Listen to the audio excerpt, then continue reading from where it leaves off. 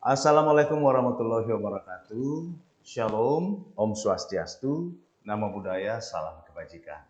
Bapak Ibu, rekan-rekan media, kembali saya akan menyampaikan berita resmi statistik dari BPS Provinsi Kepulauan Riau terkait dengan perkembangan indeks harga konsumen yang biasa kita kenal dengan inflasi, kemudian juga perkembangan nilai tukar petani atau NTP, selanjutnya adalah perkembangan pariwisata dan transportasi.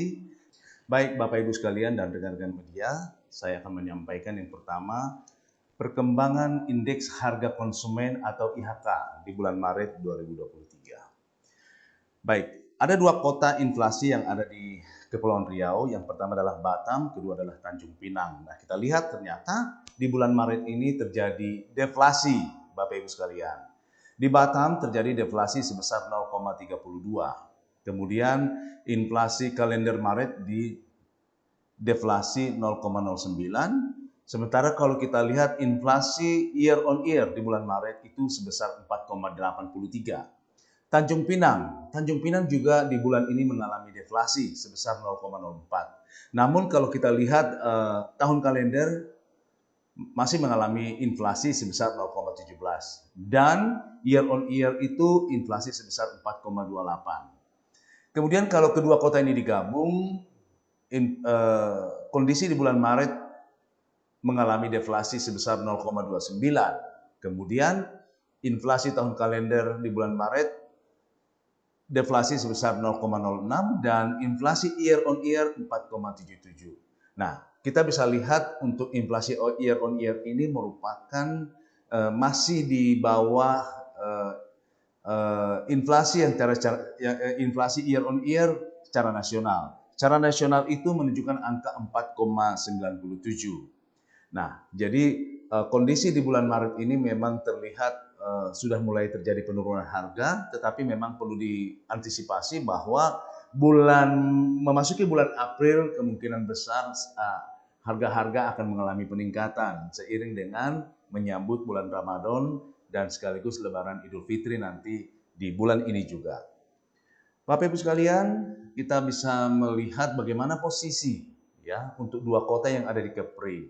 Kalau kita lihat ada kota-kota di Sumatera yang mengalami inflasi dan ada juga sebagian besar mengalami deflasi. Nah, kalau kita lihat deflasi di Batam itu berada di urutan keempat ya. Urutan keempat, kemudian Tanjung Pinang itu berada di urutan ke-16 untuk deflasi. Nah, kita bisa lihat dari 18 kota IHK di Sumatera mengalami deflasi dan 6 kota mengalami inflasi. Inflasi tertinggi itu terjadi di Tanjung Pandan dengan inflasi sebesar 0,70%. Dan inflasi terendah itu di Bandar Lampung dengan angka inflasi sebesar 0,07%. Dan deflasi tertinggi itu terjadi di Gunung Sitoli, yaitu sebesar 0,91% dan deflasi terendah itu di Dumai dengan deflasi sebesar 0,02%. Kemudian kalau kita lihat inflasi year on year di 24 kota IHK di Sumatera, inflasi tertinggi itu ternyata berada di Tanjung Pinang dengan sebesar 6,71%. Dan terendah itu di Tembilahan dengan inflasi 3,49%. Kemudian bagaimana dengan Batam? Batam menduduki posisi 16 tertinggi ya. Jadi artinya dari 24 kota di urutan ke-16 Batam dengan inflasi sebesar 4,83 tadi. Demikian juga dengan Tanjung Pinang berada pada posisi 21 dari 24 kota dengan angka inflasi sebesar 4,28. Nah, kita lihat bagaimana yang pertama gabungan dua kota dulu tentang kondisi inflasi atau deflasi yang terjadi pada kelompok pengeluarannya.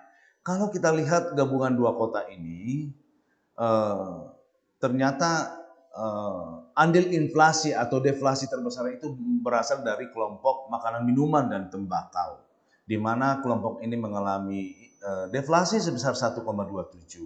Sehingga dari 0,29 itu ternyata penyumbang terbesar deflasi itu berasal dari kelompok ini dengan angka deflasi 0,38. Kemudian kelompok pakaian dan alas kaki masih ada inflasi walaupun cukup kecil, yaitu hanya sebesar 0,02%. Maaf, deflasi terjadi pada kelompok pakaian dan alas kaki. Kemudian kelompok perumahan, air listrik, dan bahan bakar rumah tangga masih mengalami inflasi sebesar 0,04 dengan andil sebesar 0,01%. Kemudian perlengkapan peralatan dan pemeliharaan rutin rumah tangga masih inflasi sebesar 0,07. Kemudian kesehatan tidak mengalami perubahan, kelompok transportasi masih mengalami inflasi 0,40 dengan sumbangan inflasinya sebesar 0,05%. Kemudian kelompok informasi, komunikasi, dan jasa keuangan hampir tidak mengalami perubahan. Kemudian kelompok rekreasi, olahraga, dan budaya mengalami inflasi sebesar 0,08% dengan andil yang tidak begitu relatif signifikan. Kemudian kelompok pendidikan juga tidak mengalami perubahan, termasuk juga dengan kelompok penyediaan makanan dan minuman restoran. Dan terakhir adalah kelompok perawatan pribadi dan jasa lainnya mengalami inflasi 0,49% dan memberikan sumbangan sebesar 0,03%. Kemudian kalau kita lihat inflasi tahun kalender untuk kelompok ini secara umum masih mengalami deflasi sebesar 0,06% dan terbesar yang menyebabkan deflasi itu berasal dari turunnya harga di kelompok transportasi dengan deflasi sebesar 4,03%. Dan secara umum kita bisa lihat di layar bagaimana kondisi inflasi atau deflasi yang terjadi pada kelompok-kelompok pengeluaran.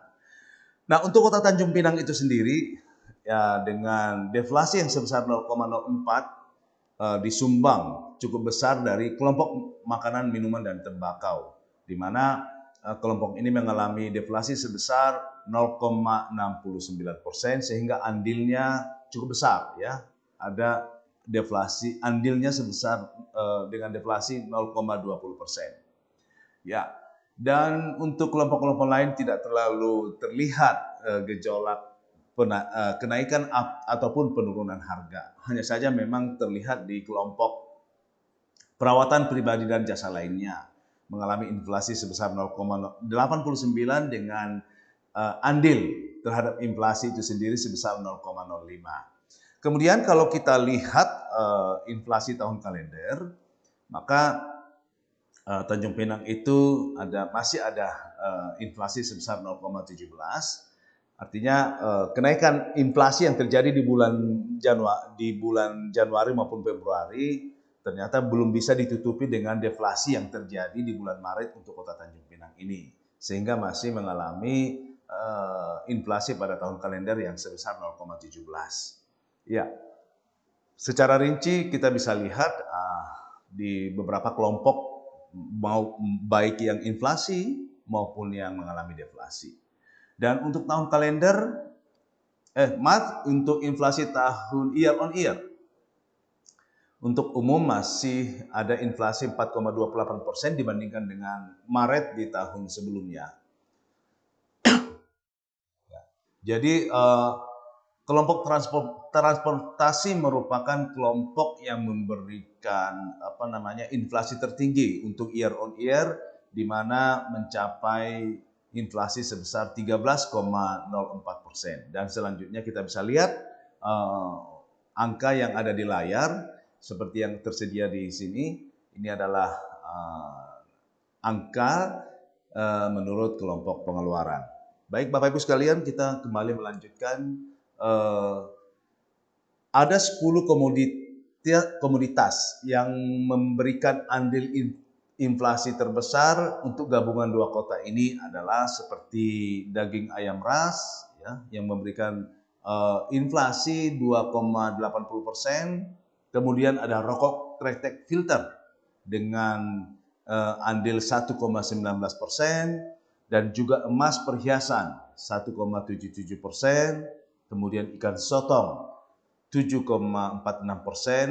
angkutan udara ya sudah mulai terlihat meningkat inflasi sebesar 1,54%, kemudian bensin, ikan selar, kentang, cumi-cumi, dan cap tembok.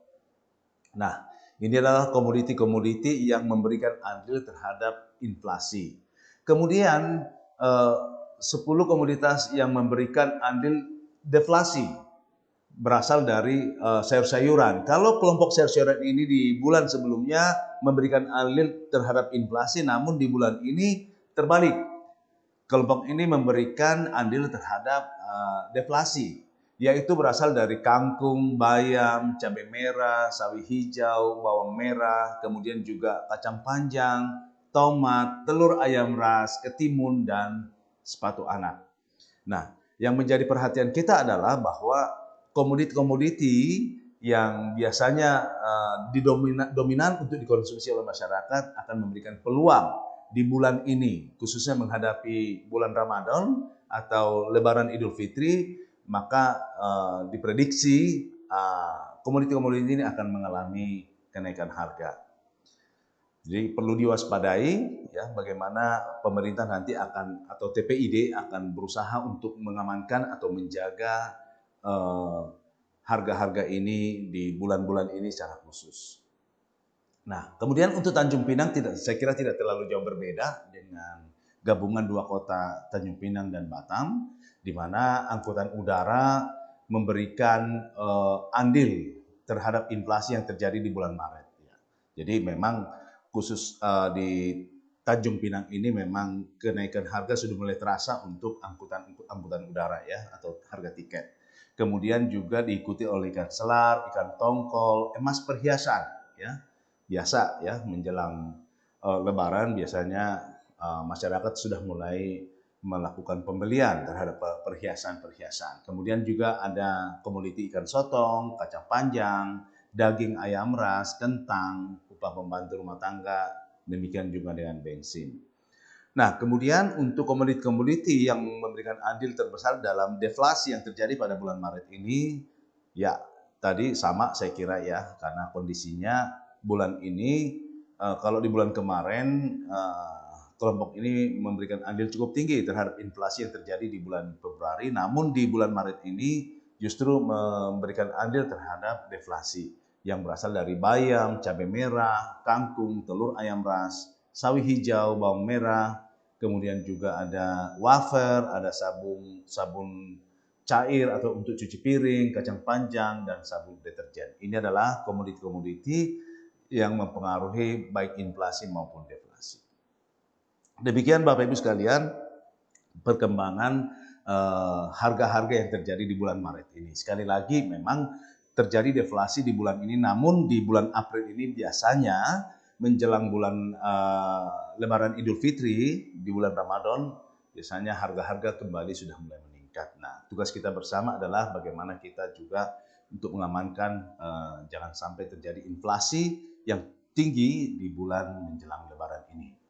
Baik, selanjutnya Bapak Ibu sekalian dan rekan-rekan media, saya akan menyampaikan informasi tentang nilai tukar petani atau NTP di bulan Maret 2023 ini.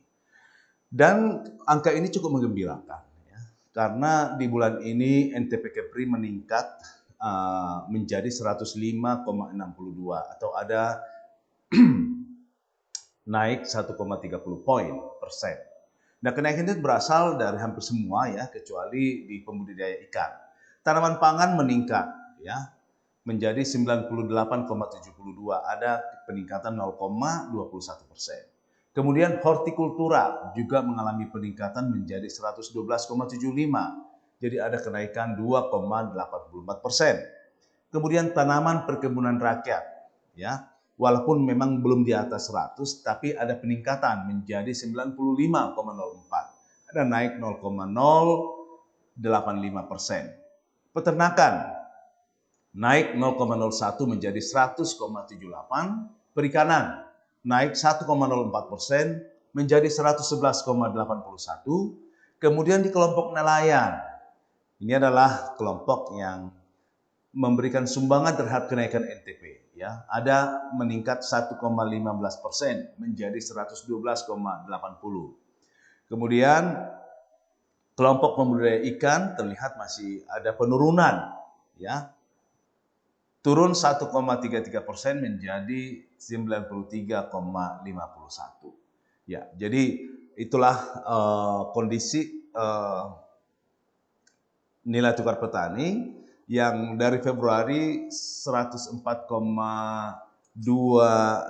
meningkat menjadi 105,62. Jadi ada peningkatan dari bulan Februari ke bulan Maret sebesar 1,30%. Ya, kalau kita lihat secara grafik ya, untuk 3 tahun terakhir, di mana di tahun 2022 memang sudah sempat tinggi ya, dari Januari sampai ke bulan Juli, namun sejak Agustus sampai Desember ada kecenderungan menurun.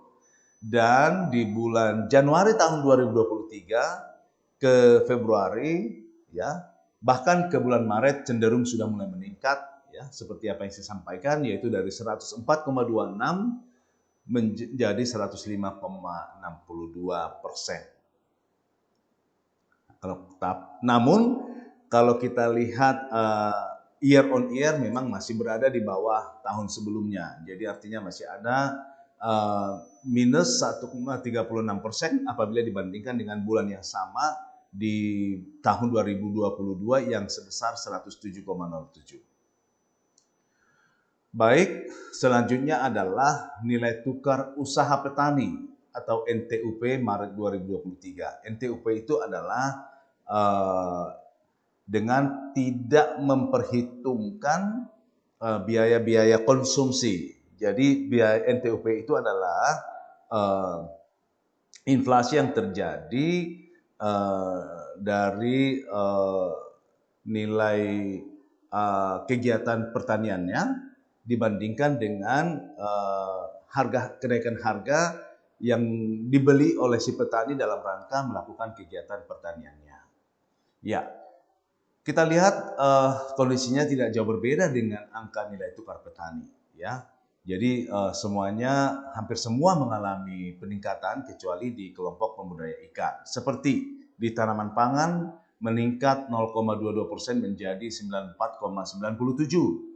Kemudian di kelompok hortikultura ada kenaikan 3,10% meningkat menjadi 109,58. Ya.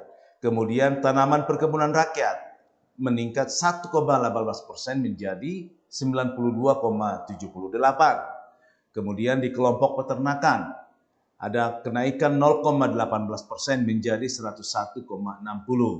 Kemudian perikanan ada meningkat 0,94% menjadi angka NTP-nya 111,70.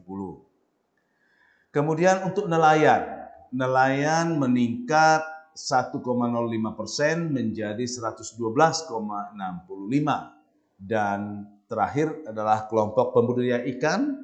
Ini adalah satu kelompok yang mengalami penurunan dengan turun sebesar 1,57% menjadi nilai NTP-nya 93,93. Namun secara keseluruhan NTUP Kepri meningkat 1,44% menjadi 103,80 dari 102,32 di bulan Februari 2023. Dan selanjutnya adalah indeks konsumsi rumah tangga pedesaan atau IKRT. Indeks ini di bulan Maret masih mengalami inflasi 0,30%. Berbeda ya dengan IHK. Nah, di kelompok pedesaan ternyata harga-harga masih kenaikan harga masih diterima oleh petani ya di pedesaan dengan inflasi sebesar 0,30. Dan kemudian juga untuk tahun kalender Maret 2023 sudah menjadi inflasi sebesar 0,78. Ya, meningkat gitu ya dibandingkan bulan-bulan sebelumnya. Dan year on year, yaitu Maret 2023 terhadap Maret 2022 juga inflasi sebesar 3,86%.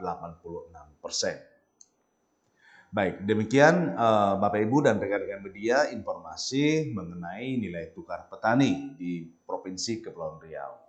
Kemudian indikator selanjutnya yang mau kami sampaikan adalah tentang perkembangan pariwisataan, termasuk di sana adalah bagaimana kondisi transportasi, tetapi masih di kondisi Februari 2023. Baik, yang pertama adalah perkembangan jumlah kunjungan Wisman, ya.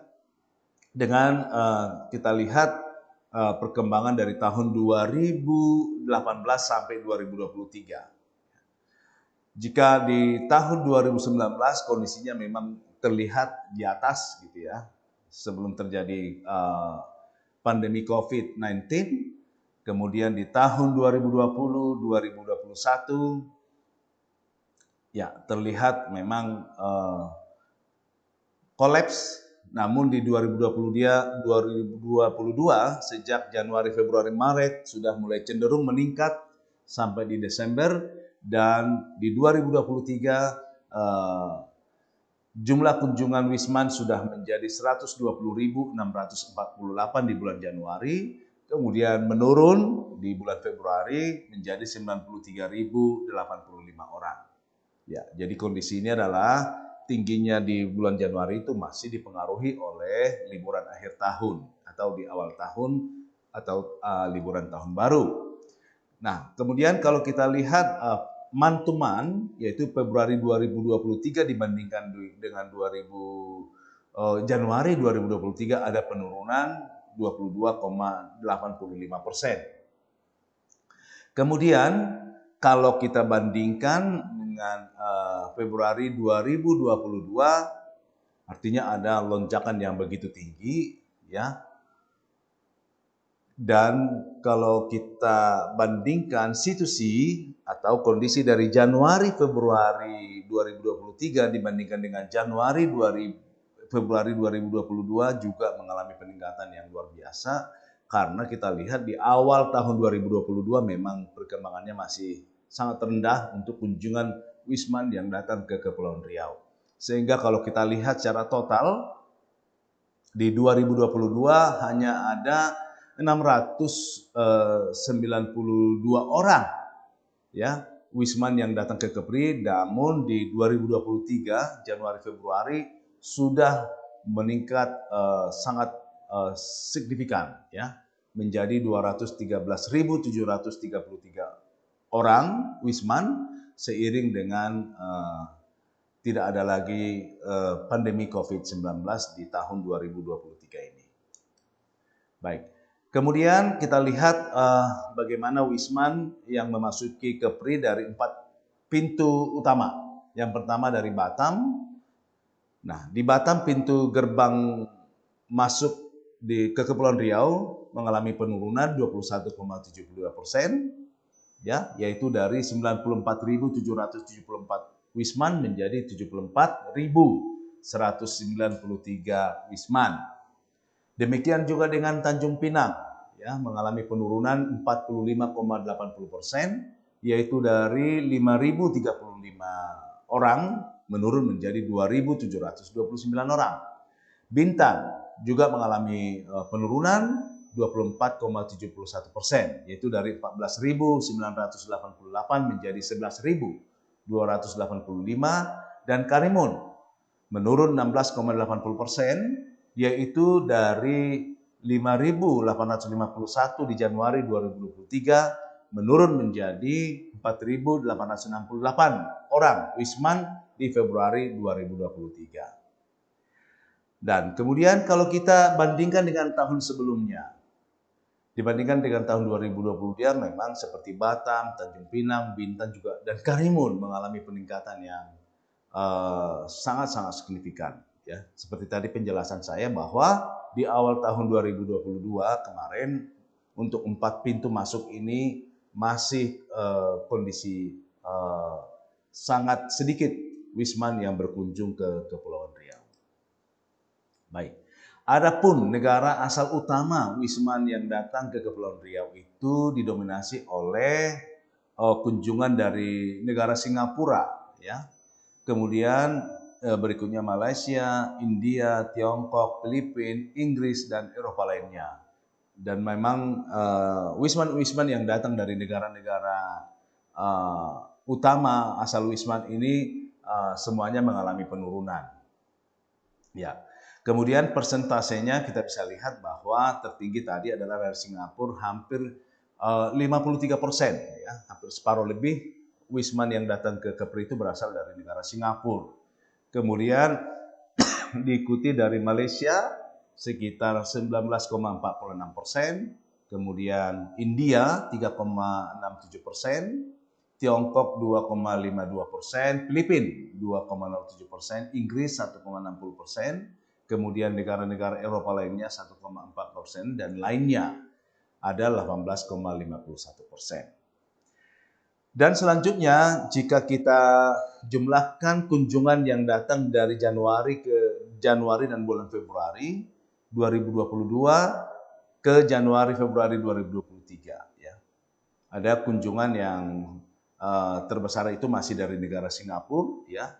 Dari 327 orang menjadi 144.475 orang. Ya.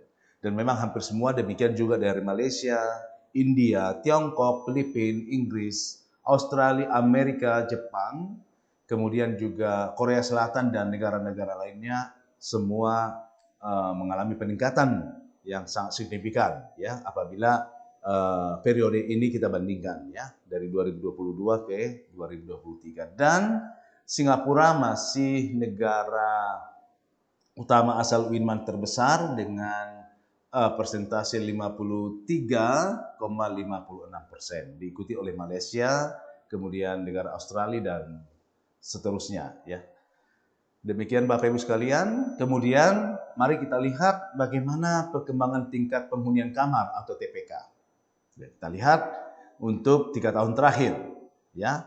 Kalau kita lihat di 2021, ya, memang kondisinya adalah yang terlihat gitu, ya, adanya perkembangan dari tahun ke tahun, ya, artinya yang masih di bawah 2022, ya. 2022 juga sudah terlihat sudah mulai meningkat, dan terakhir di Desember cukup tinggi, ya, di tahun 2022, dan di Januari menjadi sebesar 47,58%, dan di Februari menjadi 43,69%. Jadi kondisi TPK ini memang sudah mulai mengalami peningkatan, bahkan kalau kita lihat month to month, ya walaupun memang menurun 3,89 poin, tapi memang kondisinya sudah di atas 2 tahun terakhir. Ya, mudah-mudahan nanti di bulan-bulan ke depan akan meningkat, ya, TPK hotel berbintang yang ada di Kepulauan Riau. Demikian juga kalau kita bandingkan ke tahun sebelumnya,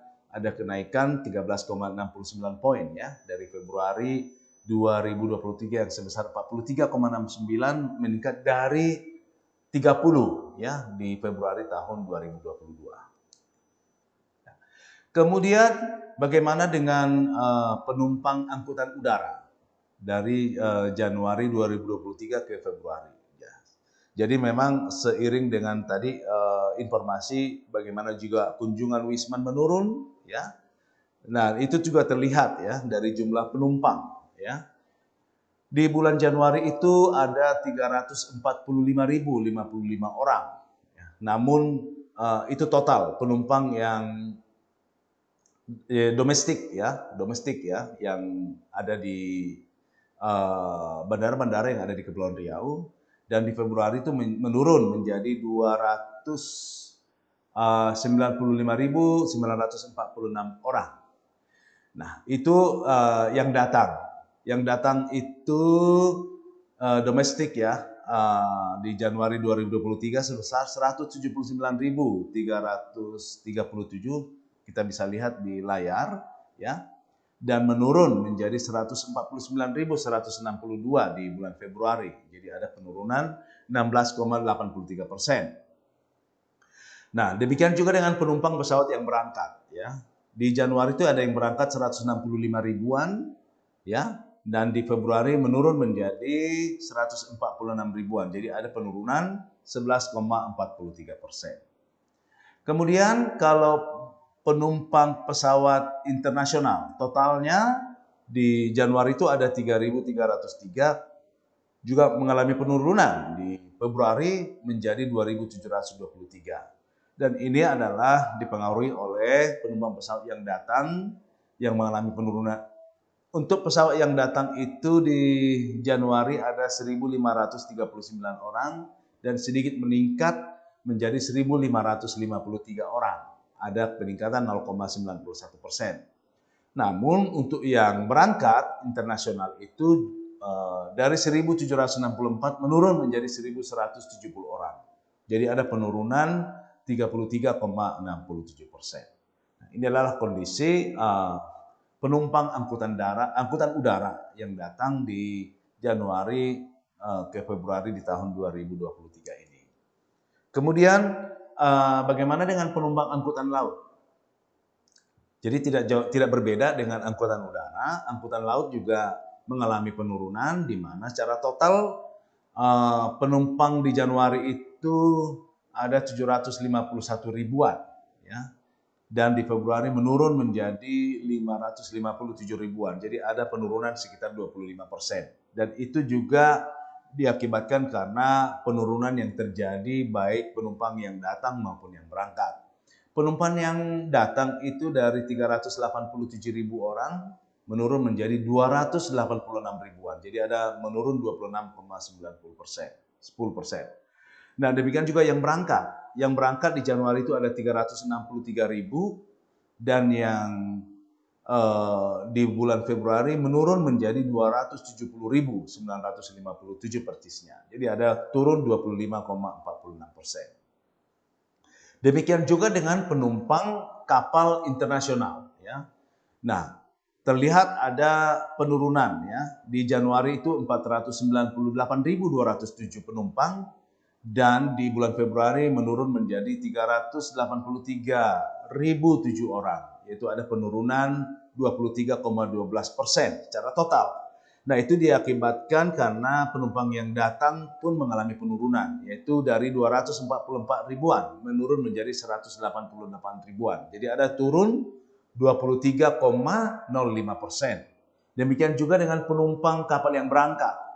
Yang berangkat di bulan Januari itu ada 253 ribuan dan di bulan Februari menurun menjadi 194 ribuan. Jadi ada penurunan sekitar 23%.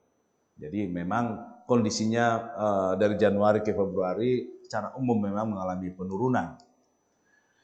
Nah, bagaimana dengan bongkar muatnya? Ya, bongkar muat bagasi dan barang angkutan udara. Ya, kita lihat dari angkutan udara, domestik juga mengalami penurunan, ya.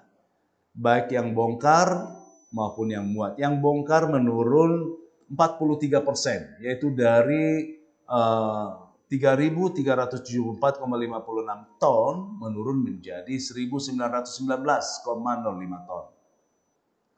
Nah, demikian juga yang muat untuk domestik, ya. Dari 2.540,71 ton menurun menjadi 928,01 ton di bulan Februari 2023. Jadi ada penurunan 63,47%. Kemudian bagaimana dengan internasional? Nah, internasional justru kita tidak mendapatkan data, belum mendapatkan data di Februari 2023, ya. Ya, jadi informasinya adalah bahwa di Januari ada sekitar 19,24 ton, ya, yang bongkar, kemudian dimuat di Januari 2023 ada 17,83 ton, ya. Jadi memang ada penurunan sangat signifikan. Bapak Ibu sekalian, demikian informasi yang bisa kami sampaikan untuk indikator-indikator utama pada kesempatan ini. Semoga informasi yang kami sampaikan ini bermanfaat buat Bapak Ibu sekalian, secara khusus buat rekan-rekan media yang ada di Kepulauan Riau. Terima kasih kami sampaikan dan kami akhiri dengan wabillahi taufiq wal hidayah. Wassalamualaikum warahmatullahi wabarakatuh. Om Santi, Santi, Santi Om. Terima kasih Bapak Ibu sekalian. Salam sehat untuk kita semuanya.